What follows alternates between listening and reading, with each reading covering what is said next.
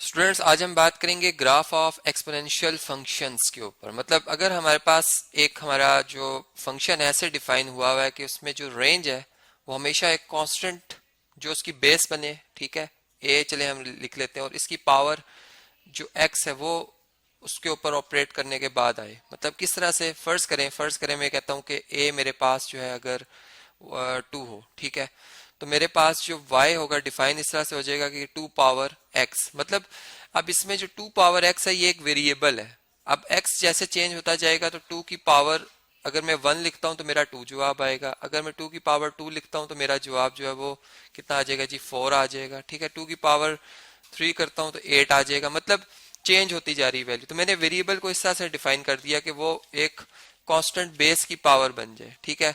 और वो बेस भी हम अपने मुख्तलिफ प्रॉब्लम्स में मुख्तलिफ रख सकते हैं। तो यहाँ पर एक बात याद रहे कि ए को हम जो है वो नेगेटिव नहीं रखेंगे। मतलब ए जो है कोई रियल नंबर है, ठीक है, और पॉजिटिव रियल नंबर है, जीरो से ग्रेटर है, ठीक है, जीरो नहीं रखेंगे हम इसमें। और जब हम इसका ग्राफ बनाएंगे, ठीक है, तो अब वो ग्राफ किस तरह से बन सकते हैं, मतलब हम डिफरेंट ग्राफ्स आज स्टडी करेंगे। सबसे पहले अगर आप देखें तो इसमें मतलब जो एक्स है, एक्स जो है वो डोमेन है, मतलब ये इंडिपेंडेंट वेरिएबल है। और जब हम एक्स की वैल्यू लिखते हैं तो हमें वाई की वैल्यू जो है वो मिलती है। इसका मतलब वाई डिपेंड कर रहा है, ये रेंज है और एक फंक्शन डिफाइंड हुआ है जैसे मैंने भी बताया आपको। तो हमें ऑर्डर पेयर सबसे पहले चाहिए होते हैं। जब भी हम ग्राफ बनाने लगते हैं तो हमें ऑर्डर पेयर चाहिए होते हैं, ठीक है। तो हम क्या करेंगे जी, यहाँ पर ऑर्डर पेयर्स बनाने के लिए हम सबसे पहले मतलब जो हमने ए को सिलेक्ट करना था, मैंने कोई पॉजिटिव नंबर सिलेक्ट किया। अभी जो मैं ग्राफ बना रहा हूँ मैं ए इक्वल टू 2 रख कर बना रहा हूँ। मतलब मेरा जो ग्राफ है वो basically f of x equal to 2 power x है, ठीक है, एक्सपोनेंशियल फंक्शन है। अब इसमें देखें एक्स की वैल्यू मैंने जो रखी है वो कुछ नेगेटिव की रखी है, कुछ पॉजिटिव की। मतलब एक आपको सिर्फ एक आइडिया देना, आप इसको नीट करके खुद भी बना सकते हैं। अब देखिए जब मैंने -4 रखा है एक्स की वैल्यू को, ठीक है, तो मुझे यहाँ पर 2 की पावर एक्स की जगह -4 लिखना पड़ा। और फिर मतलब 2 की पावर -4 को जब मैं पॉजिटिव में कन्वर्ट करूंगा तो मुझे इसका रेसिप्रोकल लिखना होगा। बेसिकली 2 इन पावर -1 का मतलब होता है कि मल्टीप्लीकेटिव इनवर्स ऑफ 2 जो कि 1/2 है, ठीक है। तो इसका 2 पावर 4, ठीक है, और इसकी पावर -1 हो, अगर मैं यूं इसको यूं समझाना चाहूँ आपसे, ठीक है, लॉ ऑफ एक्सपोनेंट्स में पावर पावर से मल्टीप्लाई होती हैं। तो ये बेसिकली 1/2 पावर 4 लिखा हुआ है, और 1/2 पावर 4 जो है ये 2 पावर 4 16 होता है, तो 1/16 है। तो इस तरह से ये पहला ऑर्डर पेयर हमें मिल रहा है। इस तरह ये सारे ऑर्डर पेयर्स हमने निकाले हुए हैं, जो कि आप हमारे इंट्रोडक्टरी लेक्चर्स जो कि हमने ग्राफ बनाने से रिलेटेड बनाए, उधर आप देख सकते हैं कि कैसे हम 1 बाय 1 कैलकुलेशन करके ये ऑर्डर पेयर्स बनाते हैं, ठीक है। अब यहाँ पर हमने सिर्फ एक आइडिया लेना है। तो यहाँ देख सकते हैं आपके -3 पे ये 1/8 आ जाएगी रेंज, ठीक है। मतलब डोमेन में -2 हो तो रेंज 1/4 है, -1 पे 1/2 है। मतलब हमने एक चीज देखी है कि जब हम ये ऑर्डर पेयर सारे प्लॉट करते हैं, देखें ये लॉन्ग वाई एक्सिस ये हमारे वाई की वैल्यू जो कि मैक्सिमम 2 तक है, जो इन 5-6 वैल्यूज की मैं बात कर रहा हूँ, और एक्स की वैल्यू में -4 से स्टार्ट ले रहा हूँ।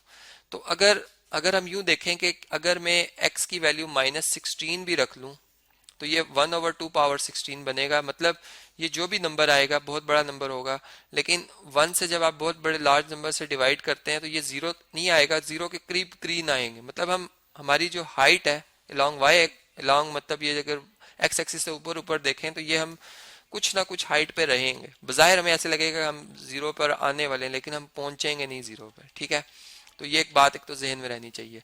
अब जब हम इन ऑर्डर पेयर्स को प्लॉट करें तो पहला ऑर्डर पेयर है एक्स की वैल्यू -4 रखने से वाई की वैल्यू 1/16। तो हमने 1 को 0 से लेकर 1 तक के 16 बराबर हिस्से किए हैं, छोटे छोटे 16 बराबर हिस्से किए हैं, और उनमें जो 1 पार्ट था वो 1/16 को रिप्रेजेंट कर रहा था, जो कि यहाँ से एक अंदाजन मैंने ड्रॉ किया हुआ है। तो ये पॉइंट मिलेगा हमें, ठीक है। फिर 3 पे 1/8 यहाँ पे आ जाता है, यानी 1 से लेकर 0 से लेकर जो 1 है इसके 8 बराबर हिस्से करें। देखिए यहाँ पे 2 हुए, यहाँ पर 2 का फिर 2, मतलब ये 4 हो गए। फिर हर 4 को 2 पे डिवाइड कर लें तो ये इस तरह से 8 पार्ट हो जाते हैं, ठीक है, ये 8 पार्ट हो जाते हैं। तो इस इधर से हम स्टार्ट करते हुए, 0 से स्टार्ट करते हुए पहला जो हमारा मतलब कट आएगा वो 1/8 का आएगा, ठीक है। फिर इसी तरह 2 रखने से 1/4, मतलब यह हाफ हुआ था और ये 1/2, तो ये देख सकते हैं 1/2। और फिर इसी तरह 2 पावर 0 रखने से ये 1 आ जाता है। तो ये सच, इन सारे पॉइंट्स को मिलाते मिलाते हमने ये कर्व बनाया, तो ये इसका ग्राफ बन गया 2 पावर x का, ठीक है। जो कि हम ये कह सकते हैं कि x एक्सिस से बिलो नहीं जा सकता, ठीक है। मतलब नेगेटिव वाई एक्सिस की तरफ नहीं जा सकते हम। इसमें हमारे पास जो रेंज है वो हमारी हमेशा पॉजिटिव रहेगी, ठीक है।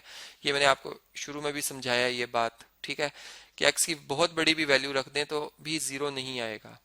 वाई जीरो इसलिए नहीं होगा क्योंकि एक्स की वैल्यू जब तक हम लिखते जा रहे हैं वो कोई ना कोई नंबर आएगा जो जीरो नहीं हो सकता, जीरो के बहुत करीब तरीन होगा। अब इसी तरह अगर हम मुख्तलिफ बेसिस रख लें, जैसे मैंने कहा कि y is equal to a power x है, ए कुछ भी रखा जा सकता है, मतलब कुछ भी से मुराद के कुछ भी पॉजिटिव नंबर रखा जा सकता है।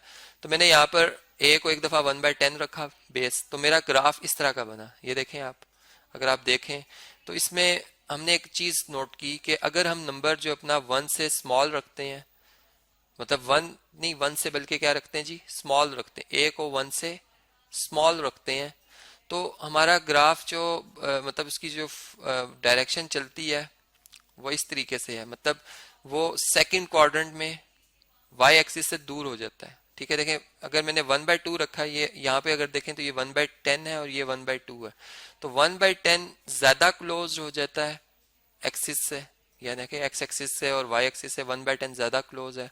1/2 एक छोटी फ्रैक्शन है, मतलब एक के 2 हिस्से करें तो 0.5 आंसर आता है, और एक के 10 हिस्से करें तो 0.1 जवाब आता है, जो कि 0.5 से छोटा नंबर है, ठीक है। तो इसलिए ज्यादा क्लोज है, मतलब इसका मतलब कि ए की वैल्यू अगर हम 1 से एक तो स्मॉल रखते हैं, और जितनी ज्यादा स्मॉल रखेंगे हम एक तो सेकंड क्वाड्रेंट में वाई एक्सिस से उतने करीब करीब हमारे वो जो कर्व बनेगा वो उसके वाई एक्सिस के करीब करीब बनेगा, और इसी तरह से यहाँ से। लेकिन इनमें सारों में एक सिमिलरिटी है, अगर आप एक बात नोट करें, मतलब जो भी बेस रख ली जाए, चाहे हम ई रख लें बेस, ठीक है, एक्सपोनेंशियल जो हमने पढ़ा हुआ है, ठीक है, ई की वैल्यू 2.71828 होती है, या बेस 10 रख लें या 2 रख लें, ठीक है। तो ये हमने देखा कि इसमें जो एक पॉइंट ऐसा आता है जहां पे y इक्वल टू 1 बनता है, और वो क्यों बनता है, क्योंकि आप कोई भी नंबर रख लें, नॉन जीरो नंबर, जब आप उसकी पावर जीरो लेते हैं तो वो 1 ही जवाब आता है। मतलब मैं 10 बेस रख के भी जीरो पावर लूंगा 1 जवाब आएगा, 1/10 रख के भी जीरो पावर लूंगा 1 जवाब है। तो इस सारे जितने भी एक्सपोनेंशियल फंक्शन है उनमें एक सिमिलरिटी है कि वो y इक्वल टू 1 उसमें लाजमी आता है। और अगर हम इनको एक ही वक्त में एक ही पेज के ऊपर सारे ग्राफ ड्रॉ करें तो हम देखेंगे कि वो सारे एक पॉइंट पे हिट करेंगे, और वही यहाँ से हम इनका सोल्यूशन निकाल सकते हैं। मतलब ये इनमें कॉमन पॉइंट है जो कि एक्स एब्सिसा 0 और ऑर्डिनेट 1, मतलब ये इनका सोल्यूशन सेट भी कहलाता है। और दूसरी बात हमने ये बात नोट की कि अगर आप ये देखें कि ये जो येलो कलर में हमें कर्व नजर आ रही है, इसमें हमने बेस 2 रखी है, मतलब ये इसको मैं कह सकता हूँ कि f of x equal to 2 power x का ग्राफ है। और अगर आप ये ब्लू कलर वाली कर्व को देखें तो ये f of x equal to मैंने 1/2 और इसकी पावर एक्स रखी है, मतलब बेस में जो नंबर था उसका मल्टीप्लीकेटिव इनवर्स रखा। तो इससे ग्राफ पे क्या असर पड़ा कि ग्राफ उसका इमेज बन गया, जैसे एक शीशा यहाँ पर एक मिरर रखा हो, ठीक है, और इस येलो ग्राफ को अगर मैं शीशे में देखूं तो ये इस तरह से उसके अंदर बनना हुआ हमें नजर आएगा, ठीक है। मतलब हर ग्राफ का, हर एक्सपोनेंशियल ग्राफ का जो इमेज है, या मैं ये कह सकता हूँ उसके जो सिमेट्री है वो शो कर सकते हैं हम यहाँ पर। वो किस तरह से है कि आमने सामने वो ग्राफ बनेंगे अगर हम उनकी बेसिस के मल्टीप्लिकेटिव इनवर्सेस रखते हैं, ठीक है। तो इस तरह से ये हमें जो कुछ प्रॉपर्टी वाइज या कुछ हमने सिमिलरिटी वाइज देखी कि सारे एक्सपोनेंशियल फंक्शन में एक बात कॉमन है, वो हमने देखी। अब यहाँ पर ग्राफ कैसे बनाया जाता है, वो वैल्यूज कैसे लेनी है, वो आपको मैंने पहले भी बताया कि आप इसमें इंट्रोडक्टरी लेक्चर के मुताबिक ले सकते हैं, ऑर्डर पेयर्स बनाएं आप, ठीक है। जैसा यहाँ पर अगर आप देखें तो ये ई पावर एक्स का अलग से मैंने ग्राफ बना के शो किया हुआ है, जो कि ऊपर भी शो हो रहा था। इसमें मतलब ये भी वही बात है कि ये 1 से पास हो रहा है, और ये सेकंड क्वाड्रेंट से, मतलब इधर से सेकंड में ये एक्स एक्सिस को इस तरह से उसके साथ साथ को क्लोज होता जाएगा, मतलब हाइट कम होती चली जाएगी लेकिन जीरो नहीं होगी। और यहाँ से ये इस तरह से वाई एक्सिस के साथ, फर्स्ट क्वाड्रेंट में वाई एक्सिस के साथ इस तरह से इसके साथ साथ चलता रहेगा और इंक्रीज करता रहेगा। तो इस तरह से हमने जो आज इन एक्सपोनेंशियल फंक्शंस के हवाले से, इनके ग्राफ के हवाले से जो उनकी प्रॉपर्टी थी, उनको जरा डिटेल में समझा और देखा कि कैसे हम इनके सोल्यूशन भी निकाल सकते हैं अगर दो से ज्यादा एक्सपोनेंशियल फंक्शन एक ही वक्त में आ जाए।